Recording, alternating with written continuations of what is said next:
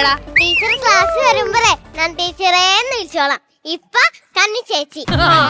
2 ദിവസമായിട്ട് ഞാൻ തന്നെയാണ് ഇവിടെ കിടന്ന് കഷ്ടപ്പെട്ട് കഞ്ഞി ഉണ്ടാക്കണം. ഇനി നമ്മടുത്ത് ഞാൻ നിർത്തി പണി. ടീച്ചറെ അങ്ങനെ പറയരുത്. ഈ കന്നി ഉള്ളത് കൊണ്ടാണ് എന്നെ പോലത്തെ കുട്ടികൾ ഇവിടെ വന്നത്. ഇല്ലാന്നെങ്കിൽ ടീച്ചറിന്റെ കണ്ണൂടി മുട്ടി വീട്ടിൽ പോയെന്നാണ്. അതും ശരിയാ. അല്ലടാ, ഇതെന്താ നിന്റെ കയ്യിൽ ഒരു ചെറിയ ബാഗും ഒരു വലിയ തൊട്ടിയും? അതെ, എനിക്ക് കുറച്ച് വിദ്യാഭ്യാസം കൂടുതൽ ആഹാരവും മതി. കൊള്ളാം കൊള്ളാം കൊള്ളാം. അല്ല, ഇത് എന്തോന്ന് കോലവാടാ? ഇതാണ് ടീച്ചറെ ഇപ്പത്തെ ന്യൂജൻ സ്റ്റൈൽ. എങ്കിലേ ഈ വിറകും കൂടെ പിടിച്ചോണ്ടിരുന്നോ. കാക്ക എങ്ങനെ ഈ കോലം കണ്ട് കൊത്താൻ വന്നാലേ നിനക്ക് അടിച്ചോടിക്കാം. കണ്ണിക്കിട്ട് ഇളക്കിയാ മതി, എനിക്കിട്ട് ഇളക്കണ്ട.